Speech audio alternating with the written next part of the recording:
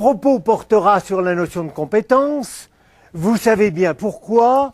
Elle est très présente aujourd'hui, évidemment, dans le socle des connaissances, compétences et culture. Elle traverse également très largement les nouveaux programmes.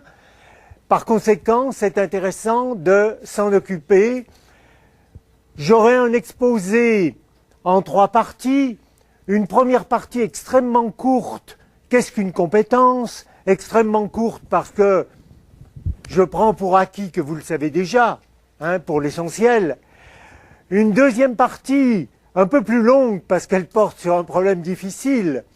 Comment devenir compétent? Et comment, du point de vue de l'enseignant, faire acquérir des compétences par les élèves? Et là, vous allez voir que je n'apporte pas de solution parce que la question reste très problématique. Et puis enfin, une troisième partie qui évoquera les difficultés rencontrées par des élèves dans des matières qui ne sont pas l'EPS, qui ne sont pas la vôtre, mais qui sont, je crois, significatives et intéressantes, difficultés éprouvées lorsque les élèves ont à accomplir, ont à mettre en œuvre des compétences. Voilà. Voilà les 3 parties. Alors, je commence tout de suite avec... comment est-ce que ça marche pour changer? Il faut le faire à la main? Là, comme ça. D'accord, ok, c'est bien. Voilà, alors, donc premier point, qu'est-ce qu'une compétence? Et le mieux étant de partir de formulations de compétences.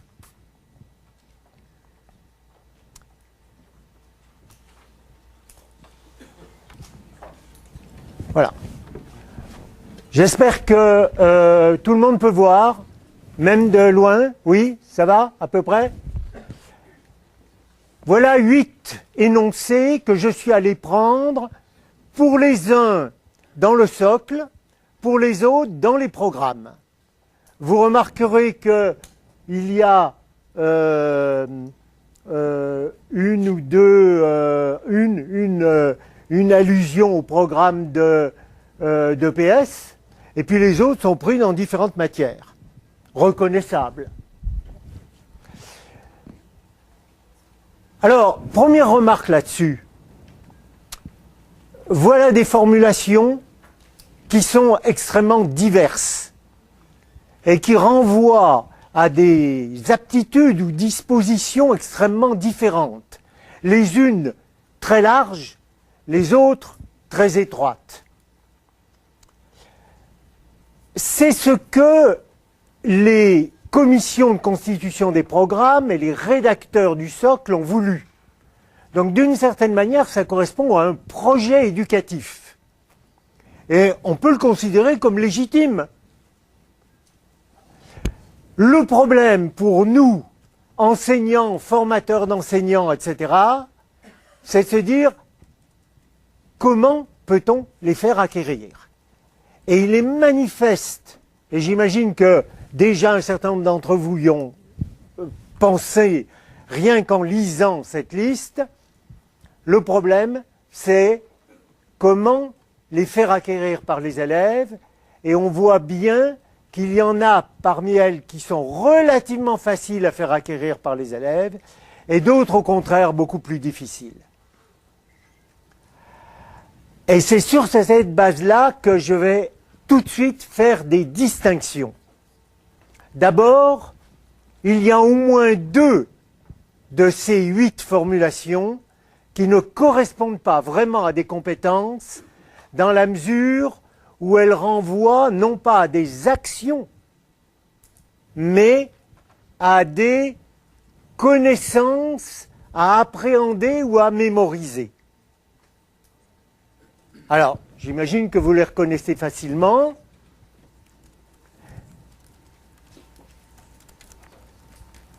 Décrire l'organisation de la matière dans l'univers, la 7, ce n'est pas une compétence.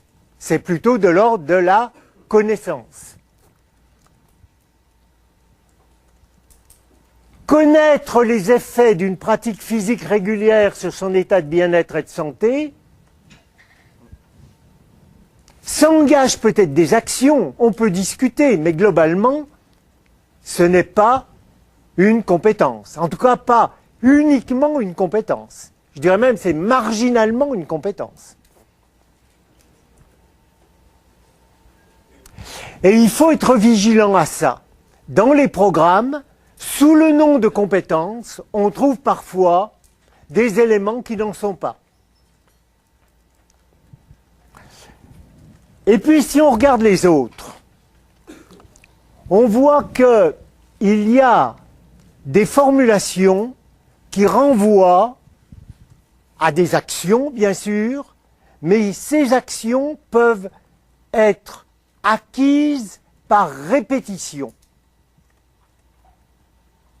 C'est-à-dire qu'il n'y a pas de difficulté majeure à les acquérir. On connaît l'instrument didactique pour les faire acquérir, c'est l'exercice répétitif. Et on n'a rien trouvé de mieux depuis des années. C'est le cas très notablement du premier.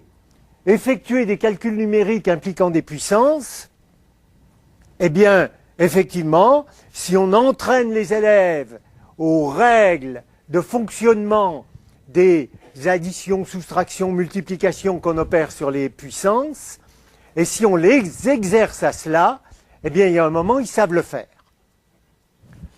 Il me semble que j'en avais mis un autre pour lequel c'était le cas aussi. Ah oui, tenez, une question que je voulais vous poser, mais vous ne répondrez pas tout de suite. Vous répondrez tout à l'heure au moment de la phase des questions. Est-ce que la troisième formule, savoir différencier, courir vite et courir longtemps, lancer loin et lancer précis, sauter haut et sauter loin, cycle 2,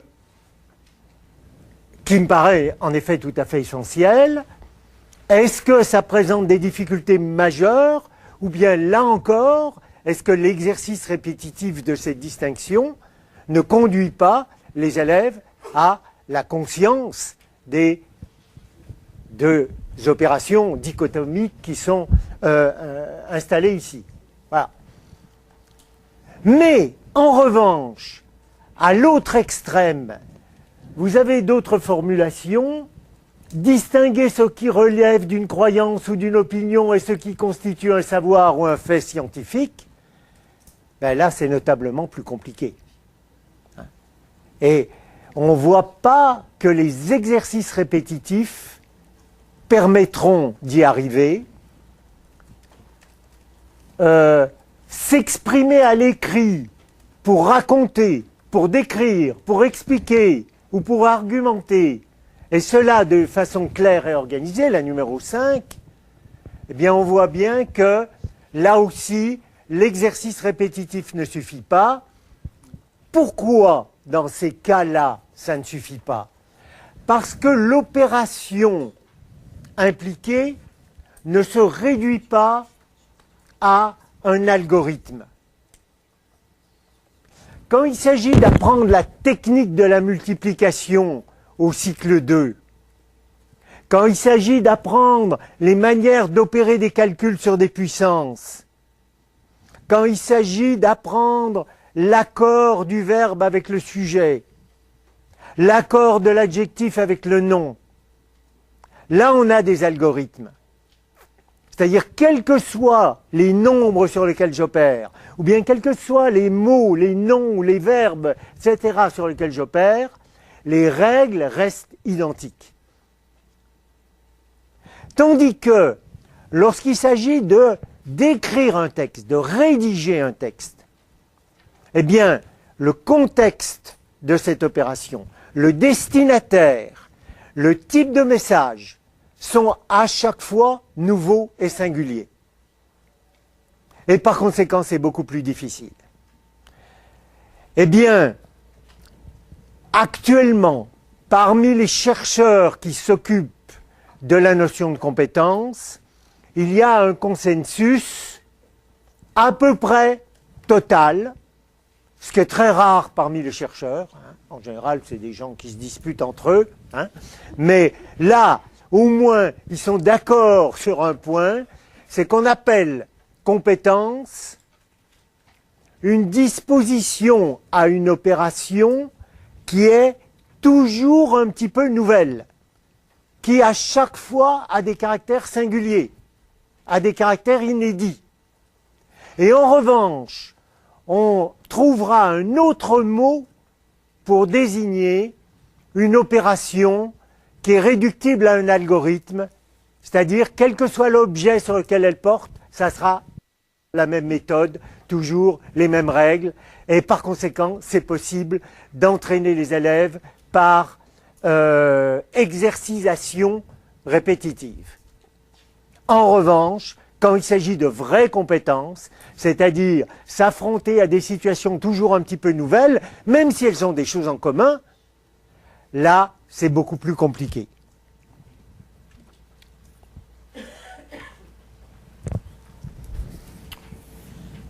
D'où cette distinction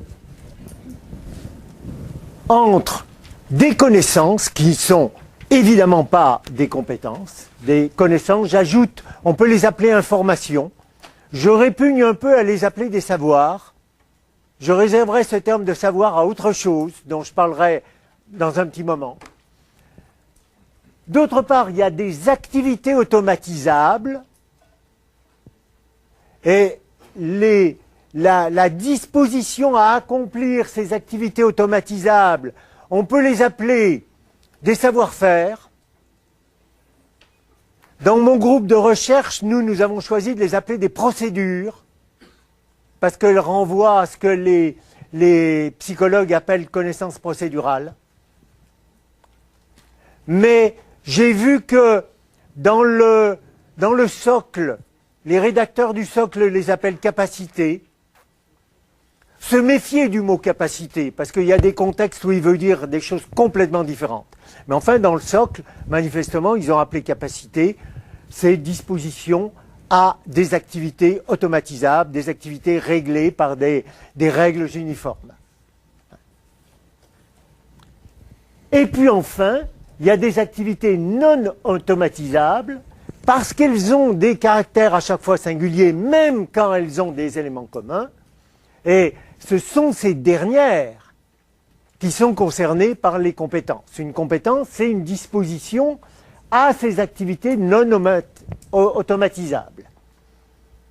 Et cela correspond à la définition de la compétence qu'on trouve dans le socle.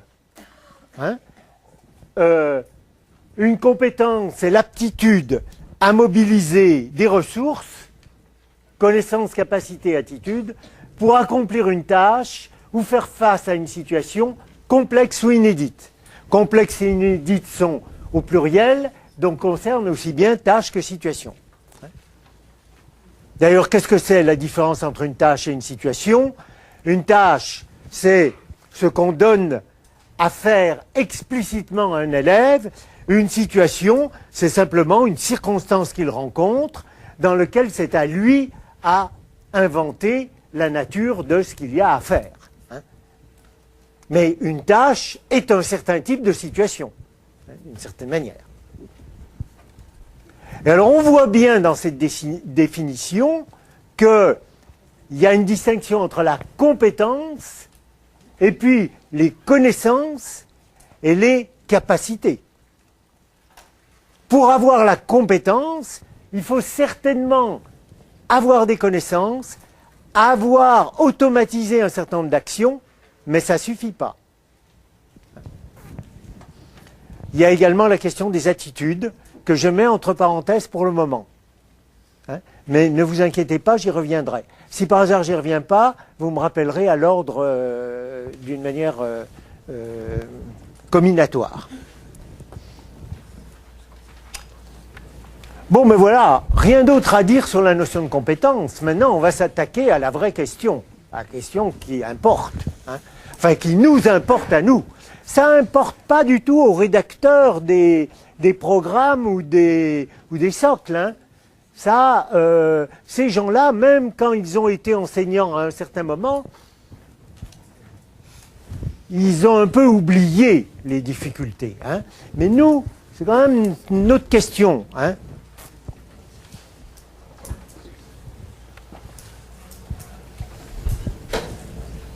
Alors, déjà, on peut tirer des choses de la... On peut tirer un certain nombre de choses de la définition. Hein. Pour qu'une personne soit compétente, d'une part, elle doit posséder des ressources. Alors, ces ressources, on a vu dans la définition que c'était des connaissances, des capacités, des attitudes. Alors, moi, je reprends ça, connaissances, que j'appelle aussi information. Des capacités, mais moi je préfère utiliser le mot savoir-faire ou le mot procédure. En tout cas, ça renvoie à des actions automatisables. Et puis les attitudes, je les laisse de côté pour le moment. Mais, attention, ça ne suffit pas les ressources. Là-dessus, lorsque, avec ma petite équipe à Bruxelles, on a commencé à travailler sur les compétences en 1999, on a fait une vaste enquête qui faisait apparaître d'une manière, je dirais, spectaculaire, que des élèves qui possèdent toutes les ressources pour accomplir une tâche complexe et nouvelle ne sont pas pour autant capables toujours de l'accomplir. C'est-à-dire que ça ne suffit pas. La maîtrise des ressources ne suffit pas. Pourquoi ça ne suffit pas? Ben, pour la raison qu'on a dite, parce que quand on parle de compétences, on parle de situations ou de tâches qui ont des éléments toujours nouveaux. Et c'est pour ça que j'ai écrit ici, la personne doit posséder des ressources et elle doit être capable de mobiliser parmi ces ressources celles qui conviennent à une situation qui est toujours un petit peu nouvelle et qui en général est complexe. Alors, petite parenthèse sur le mot complexe. Complexe, ça ne veut pas dire nécessairement compliqué, difficile. Complexe, ça veut dire une tâche qui implique la mobilisation de plusieurs ressources. Ce qui définit conceptuellement le mot complexe, c'est la pluralité des ressources à mobiliser. Autrement dit, qui dit compétence, dit affrontement à des tâches ou des situations toujours inédites et complexes.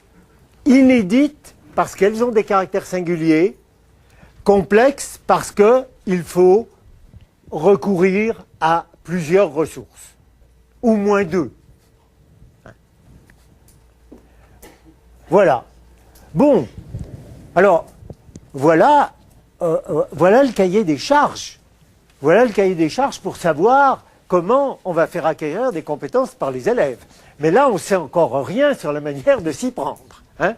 Bon, j'avance. Il s'agit que l'élève, face à une tâche nouvelle et complexe, fasse appel à ses ressources. Donc, il sélectionne parmi ses ressources. Mais pour sélectionner parmi ses ressources, il faut qu'il comprenne la tâche ou la situation. Et pour cela, il faut qu'il l'interprète. Et interpréter, ça c'est le petit élément minuscule que mon équipe peut avoir la fierté d'avoir trouvé, c'est interpréter une situation, comprendre une situation nouvelle ou une tâche nouvelle. C'est quoi? C'est, dans la tâche ou la situation, sélectionner les éléments importants et négliger les autres. Donc vous voyez, on est en face d'une double sélection. Pour sélectionner parmi ces ressources celles qu'il faut faire intervenir dans la tâche ou la situation présente, il faut pratiquer préalablement une sélection dans les caractéristiques de cette tâche ou de cette situation, sélection entre les éléments qui comptent et les éléments qu'on laisse de côté. Pour illustrer ça, pour le faire comprendre, je prends un exemple d'un petit exercice. Pour voir les choses un petit peu clairement, il faut revenir à des choses qui sont élémentaires. Alors j'ai pris un petit exercice qui a été donné en CE1 après une séquence consacrée à la soustraction. Hein, donc voilà, petit exercice. Victor possède 7 €, il veut s'acheter un jouet qui coûte 12 €. Combien doit-il demander à ses parents? Pour nous, ce n'est plus l'exercice d'une compétence, c'est une procédure. On a la réponse immédiate. Pour un enfant de CE1 qui vient d'étudier la soustraction, c'est l'exercice d'une compétence parce qu'il a appris peu de choses. En mathématiques, généralement, à ce moment-là, il sait additionner des nombres. L'addition sans retenue, il commence à apercevoir la soustraction et généralement il a appris aussi la comparaison de nombres de taille raisonnable, de nombres de chiffres. Il a donc, voilà, c'est ça ses ressources. Il est face à ça et inévitablement face à ça il va se dire qu'est-ce qu'il faut que je fasse? Est-ce qu'il faut ajouter?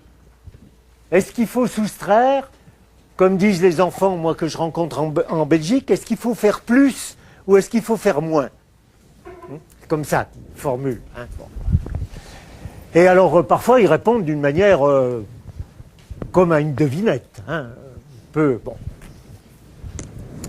Pour répondre à cette question, l'élève, il doit d'abord se représenter la tâche. Et dans cette petite histoire, il y a des éléments qu'il doit négliger et il y a des éléments qu'il doit prendre en compte. Le fait que ça soit un enfant, manifestement, il est question d'un enfant, qu'il veuille s'acheter un jouet, qu'ils doivent pour ça demander à ses parents, ça c'est des éléments non pertinents. Quels sont en revanche les éléments importants? 7, 12 et la distance numérique entre 7 et 12. C'est ça les éléments importants. Tant que l'élève n'a pas pratiqué cette interprétation de la tâche, autrement dit cette sélection, il ne peut pas démarrer. Il n'a pas la compétence. Donc, la mobilisation à bon escient des ressources impliquées dans la compétence, elle s'opère de quelle manière concrètement? Sous la forme d'une sélection d'éléments pertinents.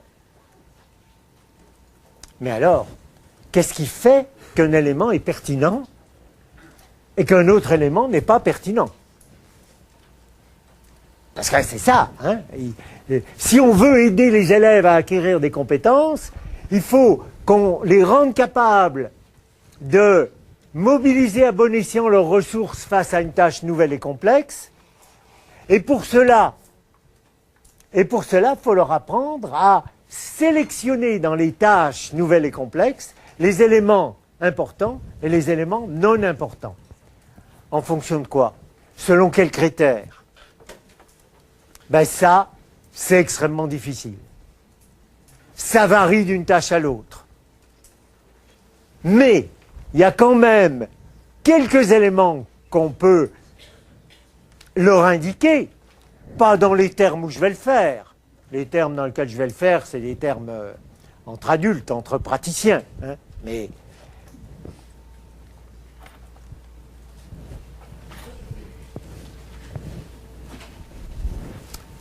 en fait, pour analyser en milieu scolaire, pour acquérir une compétence dans le champ scolaire, il faut analyser les tâches ou les situations au moyen des savoirs scolaires. Autrement dit, face à la petite histoire de Victor et de l'achat de son jouet, il faut que l'élève ait le réflexe de se dire « c'est avec le savoir mathématique que je dois lire cette histoire ». Et du coup, si je lis avec le savoir mathématique cette histoire, j'oublie Victor, le jouet, l'appel aux parents, etc. et je me concentre sur la différence entre 7 et 12. C'est le minimum. Lire les situations au moyen de savoir.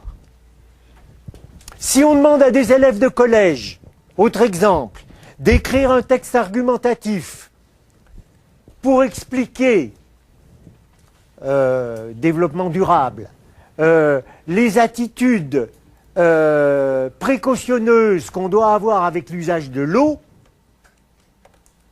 bien limité qu'il ne faut pas dispenser n'importe comment. Bien sûr, il y a l'histoire de l'eau, mais il y a aussi autre chose. Des savoirs relevant du français. Quel est le type de texte qu'on me demande d'écrire? Un texte argumentatif. Comment ça fonctionne, un texte argumentatif? Donc il faut faire appel à ce savoir développé en français pour éclairer la situation nouvelle et complexe. Et là, vous voyez, je ne parle plus de connaissances de connaissances en tant qu'information, je parle de savoir. Savoir. Savoir, et du coup, je fais cette distinction entre savoir informatif et savoir explicatif. Savoir informatif, qu'on peut appeler également connaissance, qu'on peut appeler également information, ça se présente sous la forme d'un énoncé et c'est à mémoriser. En revanche, un savoir explicatif ne se présente pas la plupart du temps comme un énoncé unique, mais comme un ensemble d'énoncés reliés par des marqueurs logiques, et c'est à comprendre.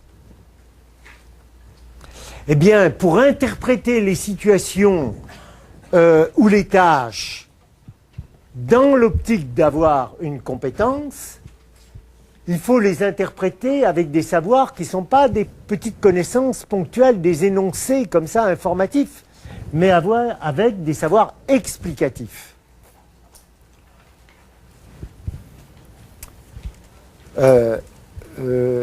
Petite remarque supplémentaire là. Un savoir explicatif, c'est généralement la réunion de savoirs informatifs, mais liés entre eux par une logique. Si je dis par exemple, Rome est la capitale de l'Italie, c'est une information. Bon, ponctuelle. Mais si je fais un travail d'historien et que je me demande comment ça se fait qu'au XIXe siècle, c'est finalement Rome qui a été choisie comme la capitale de l'Italie au moment où toute une série de petites principautés, royaumes se sont réunis pour constituer l'État italien, et que, effectivement, au XIXe siècle, ça a donné lieu à des conflits considérables de savoir quelle ville on choisirait pour être la capitale du nouvel État, ben là, je fais autre chose, j'éclaire par un régime de cause, par une recherche de cause, par une compréhension, le fait que ça soit Rome la capitale de l'Italie.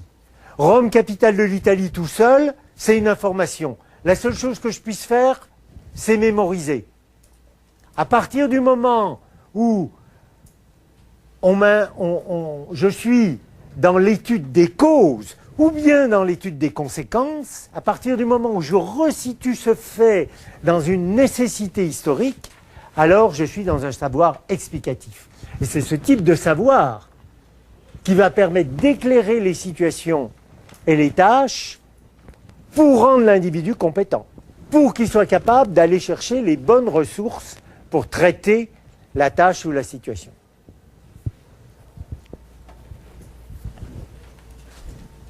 Il vous reste une dizaine de minutes.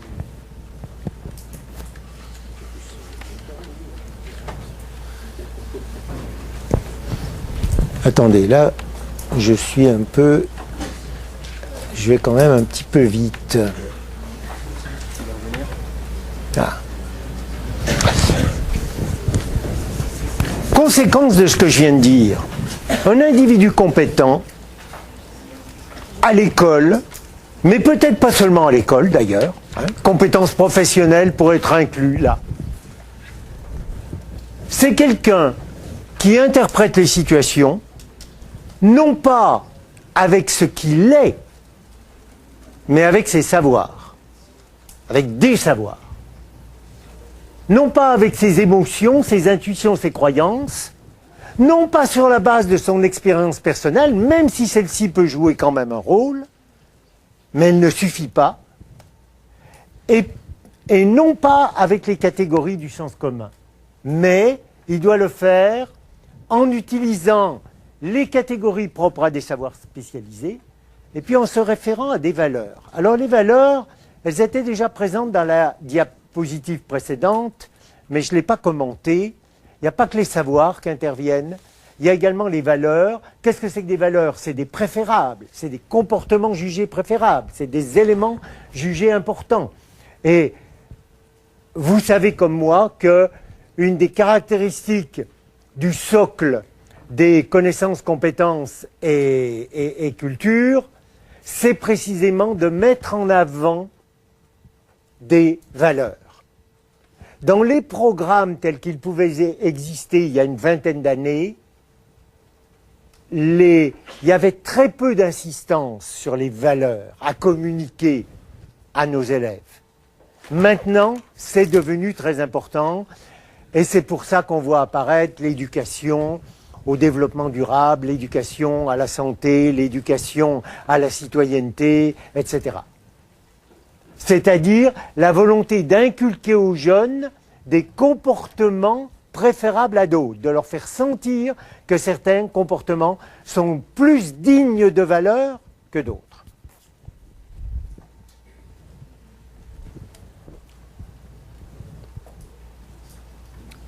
Alors, maintenant, très concrètement, comment est-ce qu'on peut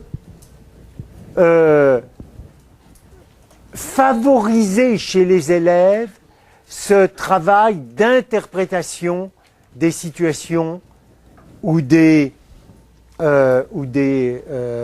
tâches? Ben d'abord, les confronter le plus souvent possible à des situations ou des tâches inédites et complexes.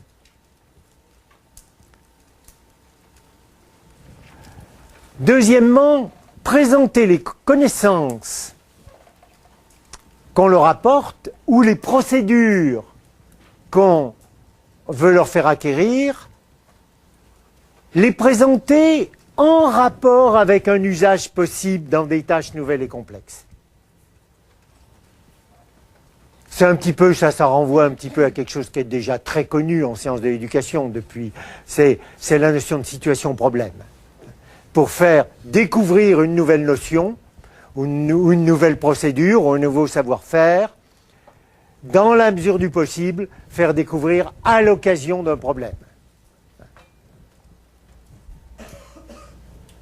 Et puis, insister sur les savoirs explicatifs. Aujourd'hui, je ne parle pas de l'EPS, mais dans beaucoup de matières, les collègues n'insistent pas suffisamment sur les savoirs explicatifs. Pourquoi? Parce qu'au niveau de l'évaluation, c'est plus facile d'évaluer les élèves sur des connaissances ponctuelles, des informations ou des procédures, du genre la phrase à trous pour s'assurer de la possession du règle de grammaire. Pourquoi ça? C'est plus rapide à faire avec les élèves, c'est plus rapide à corriger et ça ne donne pas lieu à contestation. C'est dommage. C'est les contraintes du métier qui imposent ça aux collègues, mais c'est dommage. Bien, alors il me reste très peu de temps, mais je voudrais quand même passer à des choses qui sont peut-être plus attrayantes plus attrayante. Non, au contraire, c'est désastreux, bien sûr, les difficultés éprouvées par les élèves. Bon, pardonnez-moi. Mais attrayante dans mon propos, parce que je vais raconter des petites histoires. Bon. J'espère avoir le temps de raconter 3 histoires. 7 minutes, ça fait 2 minutes par histoire. Bon. Première histoire. Vous vous souvenez le petit exercice, là, Victor veut s'acheter un jouet qui coûte 12 €, il a 7 €, le malheureux, combien il va demander à ses parents?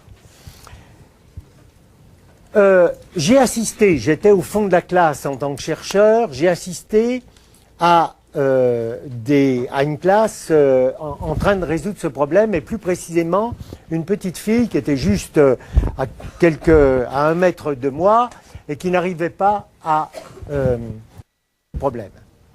Et à un certain moment, l'institutrice étant en train de s'occuper d'autres enfants, là, j'ai essayé d'aider d'orienter la petite fille et alors je lui dis, bon ben alors tu as lu le problème, tu as compris? Elle me dit oui. Alors je lui dis, ben combien Victor doit demander à ses parents? Elle me dit, il va demander à sa maman. Bon, je dis d'accord, pas de problème. Mais je lui dis, mais combien il va demander à sa maman? Réponse de la petite fille, il va demander à sa maman.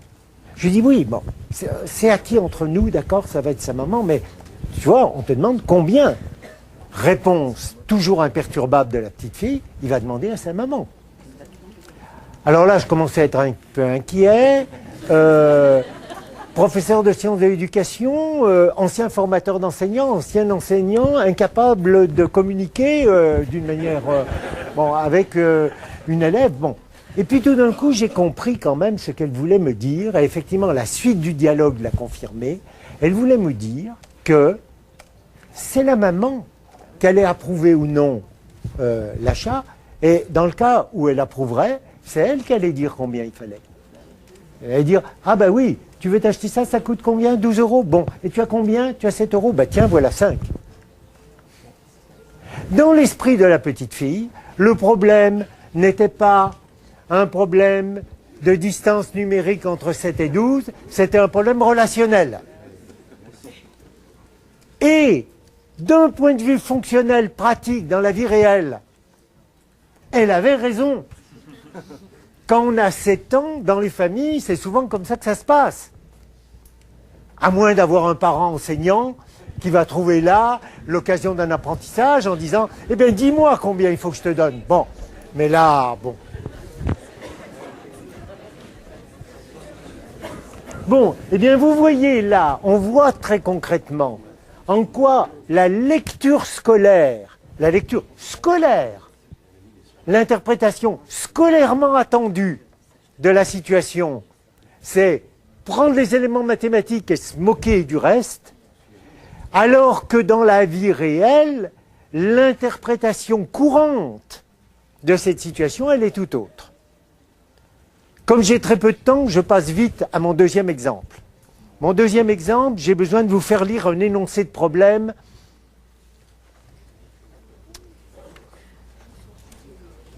Alors attendez, là, il m'en manque une, c'est passé trop vite.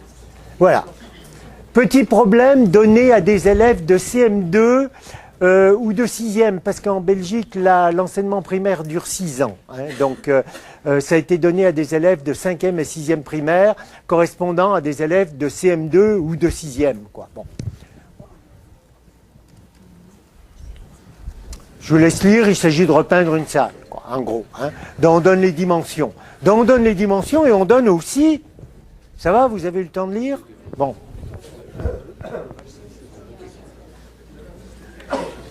Voilà, vous aviez ça aussi, évidemment. Hein, bon. On est dans le complexe. Hein. Oui, alors, ça ne repose que sur des connaissances et des savoir-faire que les élèves sont censés posséder à ce niveau de la scolarité, mais effectivement, c'est un peu complexe. Hein, c'est même pas mal complexe. Et puis, il y a une petite astuce aussi, c'est qu'il y a 2 qualités de peinture. Il faut choisir. Alors, en réalité, ce qui est scolairement attendu, c'est qu'on ne choisit pas mais qu'on calcule les deux. Bon, mais cet exercice-là, on l'a fait passer à 1500 élèves. C'était au tout début, hein, c'était en 1999 quand on a commencé à travailler sur les compétences. Et d'abord, on s'est aperçu là que des élèves qui par ailleurs montraient qu'ils possédaient toutes les connaissances et toutes les procédures pour faire ça, eh bien, sur ces élèves-là, il y en avait un nombre extrêmement important qui n'étaient pas capables de faire l'exercice. Cependant, on a eu quand même un certain nombre d'élèves qui s'engageaient dans la bonne direction. Ils calculaient les aires des murs, les aires du plafond, les aires des fenêtres et de la porte, soustrayaient l'air des fenêtres, etc., etc. Et puis ensuite faisaient un double calcul de proportionnalité directe. Hein, plus il y a de surface, plus il y a de peinture, plus il y a de peinture, plus ça coûte cher. Bon, voilà. Les élèves s'engageaient là-dedans avec plus ou moins de succès. Certains n'allaient pas très loin, certains faisaient des erreurs de calcul, certains oubliaient de soustraire la surface des fenêtres, etc., etc. Mais enfin, ils s'engageaient dans cette direction. Sauf que, on a eu près de 11% des élèves qui ont donné des réponses tout autres. Des réponses qui, sous des formulations diverses, consistaient à dire « on va d'abord aller acheter un pot de peinture, on va essayer et ensuite on verra ». Eh bien là aussi, vous voyez bien que c'est une interprétation de la situation qui n'est pas absurde. Aucunement absurde. Peut-être même qu'un grand nombre d'entre nous, nous ferions cela si nous avions à repeindre une pièce chez nous. Pourquoi ? Peut-être par la paresse de prendre les mesures, mais aussi pour une autre raison beaucoup plus sérieuse. C'est que le pouvoir couvrant de la peinture véritable, on ne le saura que sur le support sur lequel on va poser. Donc il vaut peut-être mieux, plutôt que d'acheter tout de suite une quantité de peinture correspondant à ce qu'on aurait calculé, il vaut peut-être mieux essayer. Et là, on voit bien qu'il faut faire une lecture de cet exercice pour être dans la conformité aux attentes scolaires. Il faut faire une lecture, une interprétation de la situation en se servant de savoir, des catégories du savoir, en l'occurrence le savoir mathématique, et non pas une autre lecture possible, une autre interprétation possible, qu'est l'interprétation en termes pratiques, hein, pragmatiques. Voilà. Je crois que je n'ai pas le temps de vous présenter le troisième exemple. Hein. Je le présenterai à voix basse à quelques-uns que choisis arbitrairement tout à l'heure pendant la pause. Bon, voilà. Où il sera. Vous le trouverez sur le PowerPoint de toute façon. Hein. Voilà. Il est beaucoup plus subtil. Il s'agit d'une question d'histoire de classe de seconde. Je savais que. Dans la situation complexe. Eh ouais. On prendra sur la pause, vous inquiétez pas. Bon, voilà. C'est une épreuve d'histoire dans une classe de seconde, l'équivalent belge d'une classe de seconde de lycée. Et vous voyez qu'on étudie la Révolution française en Belgique quand même. Et voilà, il s'agit à partir des documents joints, je vais vous en donner la liste dans un instant, rédiger un texte expliquant quels étaient sous l'Ancien Régime le rapport entre justice et pouvoir et le rapport entre justice et stratification sociale. Et les documents qu'on donnait aux élèves, c'était une lettre de cachet. Vous savez, ce document par lequel le roi pouvait faire enfermer qui il voulait, comme ça, arbitrairement. Bon. Le fragment d'un cahier de doléances dans lequel les membres d'une paroisse se plaignaient du fait que les lois étaient écrites dans une langue qu'ils ne connaissaient pas, qu'ils ne maîtrisaient pas. La représentation d'une scène de torture. le fragment d'un texte de Voltaire dans lequel Voltaire se plaint de la lettre de cachet. Il trouve ça abominable, d'autant plus qu'il en avait été la victime. Ça motive. Et un texte d'historien expliquant en quoi les juges sous l'Ancien Régime étaient sous l'étroite dépendance du roi, et un texte d'un historien qui expliquait que la torture sous l'Ancien Régime était certainement utilisée, mais pas exactement comme châtiment, mais plutôt comme dans les cas où on avait des présomptions extrêmement fortes à l'égard d'un suspect et qu'on n'arrivait pas à le faire avouer. Et dans ce cas, très limité. Et expliquant aussi que quand on était noble, on pouvait y échapper.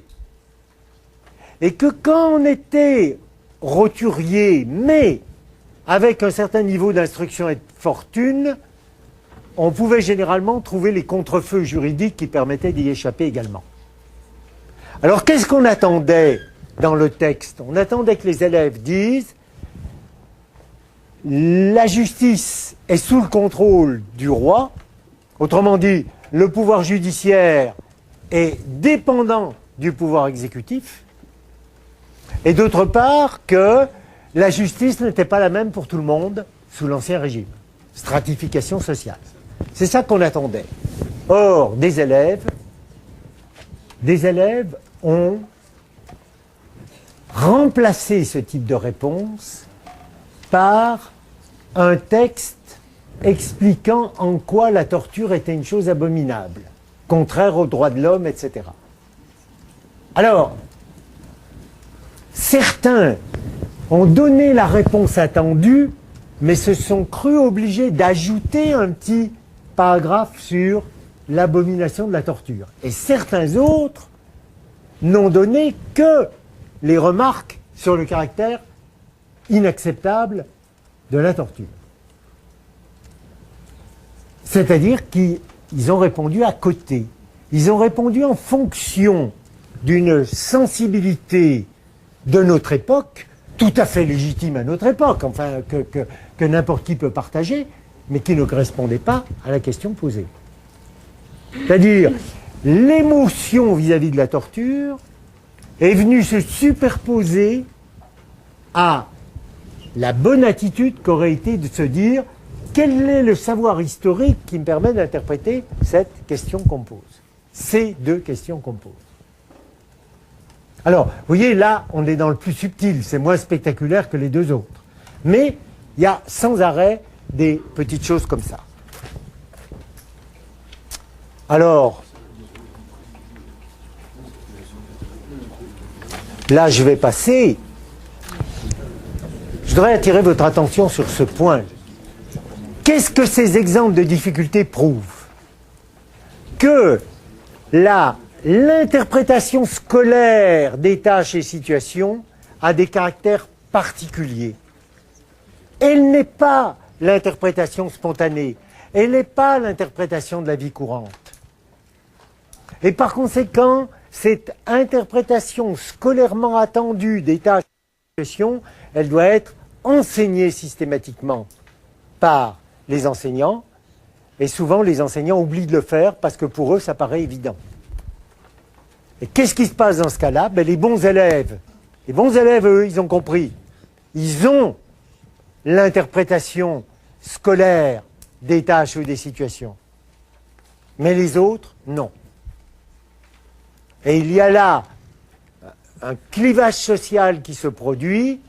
Généralement, ça correspond à des classes sociales, avec des exceptions, mais voilà, et qui est extrêmement problématique. Je ne sais pas si ça vous parle en EPS, mais j'imagine que on rencontre des élèves en EPS qui sont orientés vers l'efficacité de leur mouvement, alors que vous, ce qui vous intéresserait, c'est qu'ils comprennent un certain nombre de choses qui sont derrière. À vous d'interpréter, je soulève ce point sans être vraiment au courant. Dernière petite chose, l'introduction. Alors, Dernière petite chose que je présente comme une conclusion, mais qui n'est pas du tout une conclusion, c'est une imposture comme conclusion, mais c'est une manière de soulever un problème qui, moi, me préoccupe. Je vois arriver dans les curriculums scolaires d'un certain nombre de pays les préoccupations en termes de valeurs, en termes de morale, hein, à travers les éducation à la santé, éducation à l'environnement, éducation à la santé, éducation à la citoyenneté, etc., etc. Où on veut faire que les élèves lisent les situations, non pas seulement avec des savoirs, comme c'est la tradition scolaire, mais également des valeurs. En un sens, je comprends pourquoi difficultés sociales auxquelles nous sommes confrontés aujourd'hui l'imposent. Mais en même temps, j'ai une petite crainte, c'est qu'on fabrique une morale d'État. Et c'est pour ça que je voudrais terminer en vous rappelant cette phrase d'un dénommé Condorcet, qui est quand même le grand inspirateur de notre système scolaire.